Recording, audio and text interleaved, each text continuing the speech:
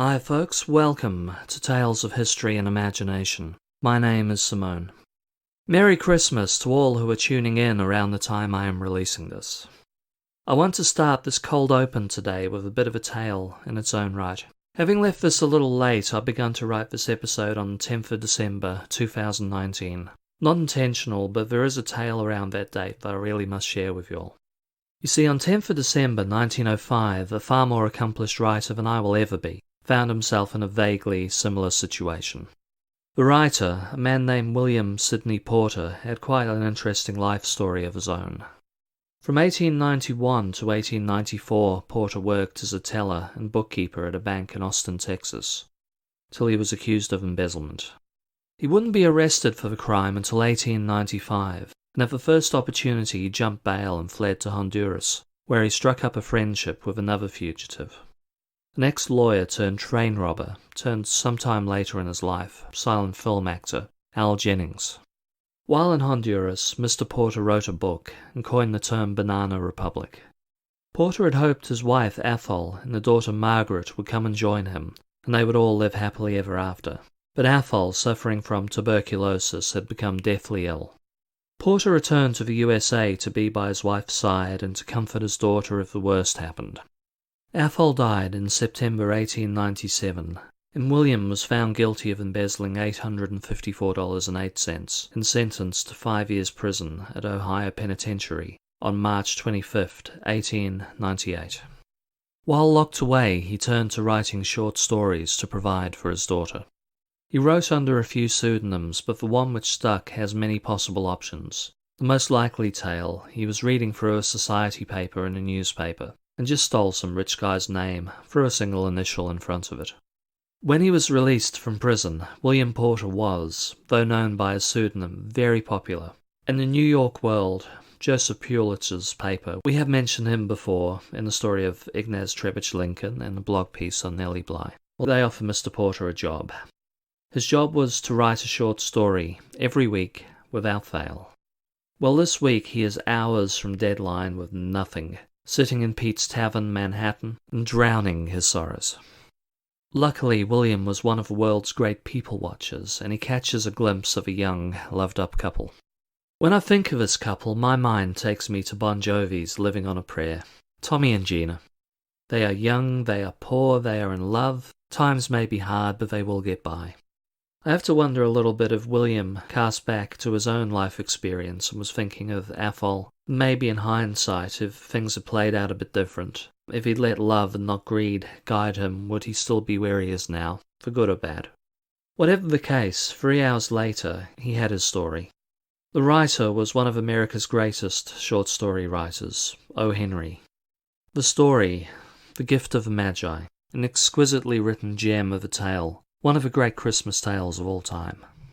If you haven't read it before, I won't ruin it for you, although I will leave a link in the blog page so that you can find a copy for yourself. But I do love Jim and Della, the tale's protagonists, and you really should take time to read it at some point this season. It will seem real familiar whether you've read it before or not. Everyone from Glee to Sesame Street to Jackie Gleason's The Honeymooners has borrowed the premise at one time or another. O. Henry, on the drop of a hat, had turned out a beautiful, sad, somehow uplifting tale from the working class in the city of 4 million, giving voice to the often voiceless, dignity to poverty, and reminding us, the reader, that if you have your one true love, then nothing else matters. Meanwhile, it is the 11th hour at my place, and I'm doing what I do best, running the memory banks for quirky tales often left out of the history books. O. Henry managed to write a Christmas masterpiece and nothing flat. Folks, I'll be honest with you, I'll be happy if I can manage a Gremlins 2 here, but thank you for joining me anyway. Let's jump into it today as I share a short tale from Christmases past. Welcome to Tales of History and Imagination, Series 1, Episode 5, Simone's Christmas Carol.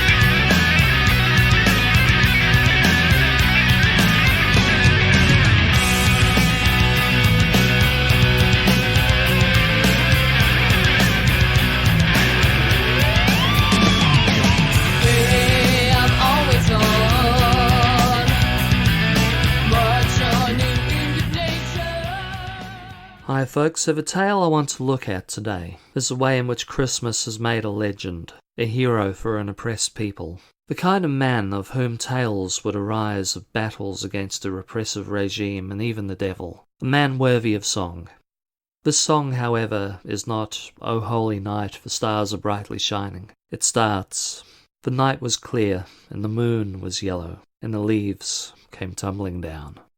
This tale is set on Christmas Day, 1895, in St. Louis, Missouri, a teeming city of around 500,000 and rapidly growing. From what I've read, St. Louis seems a rather dynamic yet bitterly divided city at the time. While Missouri was on the Union side of the American Civil War, opinion was very strongly divided amongst pro-secessionists, often backed by those concerned that an abolitionist USA would see the end to their cotton-packing industry, and the pro-Union forces, which did include a large number of African Americans in the state, who would fight for the Union in the war, and similarly a very large number of progressive thinkers who had fled Germany in the wake of the Year of Failed Revolutions, 1848. During the early stages of the Civil War, there were two notable incidents. The first was the Camp Jackson affair in March 1861, where a pro-Union militia led by Captain Nathaniel Lyon arrested a group of pro-secessionist troops. While marching them back in, they were met by an angry mob. When Lyon's men opened fire on the mob, killing at least 28 civilians and injuring dozens more, the subsequent public outcry almost pushed Missouri towards secession. In May 1861, further violence broke out when a group of pro-slavery locals attacked the Union 5th Regiment in St. Louis, leading to a gunfight where 6 people were killed. While public shows like this lessened, several social history articles record many a family were divided over the Civil War, making for some tense dinner-table conversations.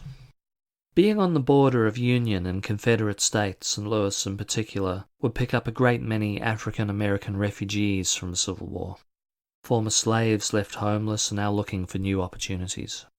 Now, being the gateway to the West, a hub where a lot happened, the city was booming post-war.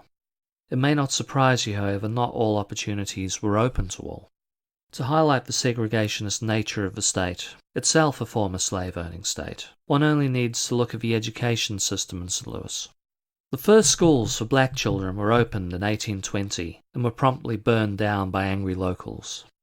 In 1845, the state banned schooling for black children, and a number of brave teachers set up schools on riverboats. The river was a kind of no-man's land where legislators would have no say on anything. Educational segregation was still in force at the time this tale is set in. One could point to the segregation in housing in the area as well.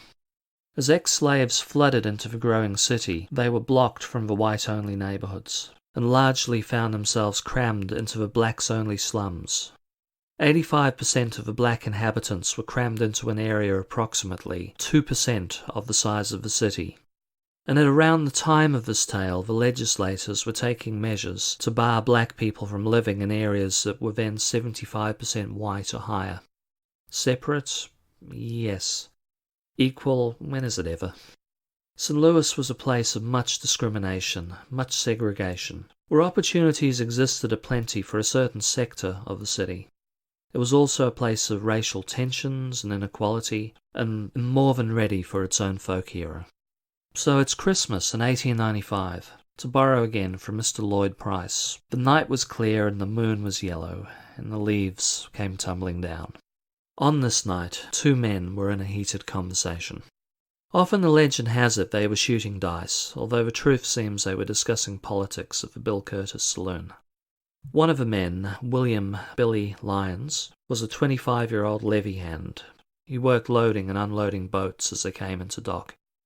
He was also allegedly a dangerous underworld figure in St. Louis. The other man, Lee Shelton, aka Stagger Lee, in some tales he was tall, although prison records have him at only 5'7", or Stagger Lee, because he was always stag, perpetually a loner. And eventually, Stagger Lee was very much an underworld figure. Though a carriage driver, Stagger Lee was a well-known pimp and gambler in the area. Often he would pick up well-to-do white male passengers and convince them to drop by his club and gambling den, the Modern Horseshoe Club, or go spend a little time with one of his girls. He was very active in two networks. One was the Max, a group of extravagantly attired pimps. Picture this, if you will. On the night in question, Stagger Lee is wearing a black dress coat covering a high-collared yellow shirt and a patterned red velvet waistcoat, grey striped slacks, pointy-toed shoes, rings galore on his fingers, cane with a glistening gold cap on it, and most importantly to this tale, a white Stetson hat, its hatband embroidered with an image of Lily, one of his working girls. I'm really not one to say in 1895 Stagger Lee was the height of sophistication. I actually doubt it, but certainly his bling gave the impression he was doing very well for himself. The other network that Lee Shelton belonged to was a sporting group of close ties to the Democratic Party known as the 400 Club. The 400 Club professed to be established for the betterment of young black men and had a strict policy governing their members' morals. Stagger Lee was, according to some sources I've read, one-time president of the 400 Club. At the age of 30, he co-owned a few bars, lived in a large brick house far away from the slums, and was on his way up. In a city full of opportunities forbidden to most black men, Lee Shelton was willing to climb the crooked ladder to power, influence, and prosperity. So what was it exactly that happened? If you go by most of the songs, Lloyd Price's included, Stagger Lee and Billy were gambling and Lee lost. Not only did Billy Lyons take his last dollar, but he took his beloved Stetson hat, the very symbol of his prosperity. Lee goes off and gets his revolver and shoots Billy. You don't mess with a man's hat after all. The truth is a little bit different. The real story is two men, apparently former friends, now bitter business rivals, came across each other in Bill Curtis's saloon. They had a few drinks together that night, they were having a few laughs, it was all very genial, and talk turned to politics. Now, as much as Stagger Lee was a staunch Democrat, Billy Lyons was an equally staunch Republican. As the two men had a little too much to drink, things quickly become heated. Lee was the first to lose his temper, denting Billy's hat, a derby. Billy responded by grabbing Lee's hat, the Stetson, off of his head. Lee pulled his .44 caliber Smith & Wesson and demanded the return of his hat immediately. Lyons pulled out a knife, saying, to quote, "I'm going to make you kill me," end quote. Stagger Lee first pistol-whipped Billy with the butt of his gun, and when they had no great effect, he shot Billy in the stomach. Stagger Lee coolly, calmly, very collected, retrieved his hat and walked out of the saloon. Billy Lyons would die of his wounds the next day. He was one of 5 murders that night in St. Louis, and on the face of it, nothing terribly out of the ordinary. Lee was caught, tried, sentenced to 25 years. The authorities let him out in 1909, but he would soon be back inside. He himself would die in prison in 1912 from, well, a disease of this episode, I suppose, tuberculosis. So how the hell, I hear you ask, does this guy become a folk hero from that? Well, we'll get to that. He very definitely does become a folk hero. Within 2 years of the killing, it is noted black workers employed in what could only be described as extractive labour, back-breaking work in the fields for far too little pay, picking cotton, other such things, were singing a line holler in honour of Stagger Lee the whole length of the Mississippi. That year from Kansas, word of a song on Lee, written by Professor Charlie Lee, the piano thumper, appeared in a local paper. His legend spread wide via oral tradition until 1910, when folklore expert and musicologist John Lomax got a written copy of The Ballad of Stagger Lee from a Texan woman named Ella Fisher. Various songs on Lee spread, as did prison toasts, poems lionizing the subject for his badassery. In 1923, Fred Waring's Pennsylvanians made the first recording of a Stagger Lee song. They would be one of over 400 acts to record a song about the man. I mention Lloyd Price because of all the versions, well, one, I think his is my favourite, but it's also noteworthy because his was the first to go to the top of the charts, hitting number 1 on the Billboard Hot 100 in February 1959. It was out over Christmas 1958 as it turns out, but it languished around number 51, and nothing at the time was going to boot Alvin and the Chipmunks from the top spot. In legend, Stagger Lee had become an outlaw. All the women wanted him, all the men wanted to be him. He took no crap from nobody, not least of all the white man. He lived by his own creed. He was stylish, cocky, successful. The segregationist rules of the white men meant nothing to him. Tales of Stagger Lee got as outlandish as telling how when he died St. Peter turned them away from heaven, as they don't want no gamblers here. So he went down to hell and he beat down the devil, proclaiming himself the new boss. Other tales had him fight a duel with the outlaw Jesse James, gave him the power to transform into animals. One even claimed he had caused the 1906 San Francisco earthquake. When the blaxploitation films of the 1970s needed a cool, tough, amoral lead, an anti-hero, the Stagger Lee archetype came to the fore. And perhaps the two most famous examples of a black private dick who's a sex machine to all the chicks, John Shaft, of 1971's Shaft, and Youngblood Priest, the pimp and drug dealer gone straight, in 1972's Superfly.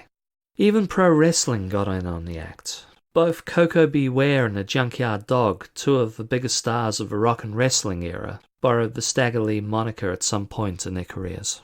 But why the hero worship?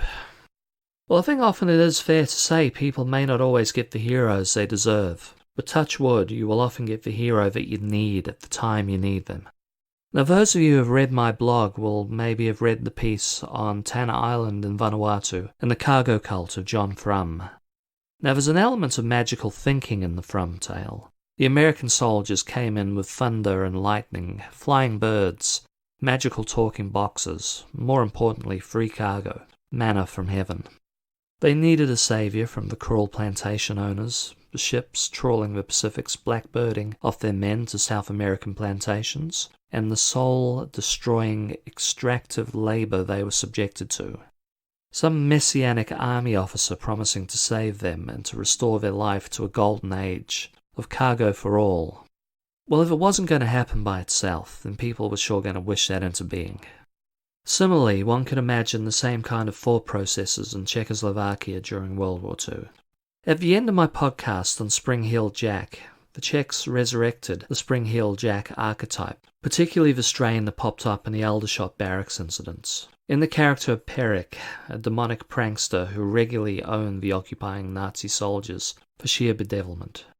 Similar things could be said for England's Robin Hood under the evil King John, Switzerland's William Tell under the thumb of the Holy Roman Empire and its cruel administrators like Gessler, Australia's Ned Kelly, any number of bank robbers in the Great Depression, whether it be Dillinger, Machine Gun Kelly, Bonnie and Clyde, and the list could go on for days. One does not have to imagine too hard how a downtrodden group of people, repressed through various means, centuries of being chattels of others, through to a general disenfranchisement, discrimination daily, and subsistence wages, might look at the guy who climbed the crooked ladder to prosperity, and lives life by his own rules, no matter how bad he is, and see something heroic.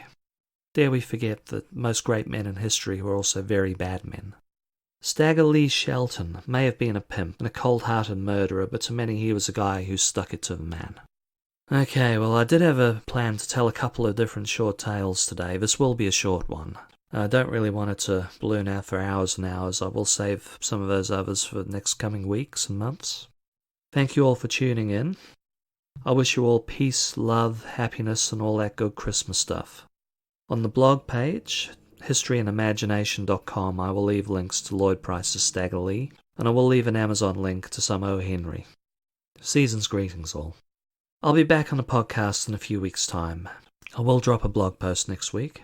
As always, music by Ishtar, whose first incarnation way back in 2001 cut a cover of Eagles' track, Please Come Home for Christmas. It collects dust on a shelf somewhere now, unfinished. We don't have it, so we will lead with their 2012 demo of Space Radio, as we always do. Enjoy the holiday season, folks. Be safe.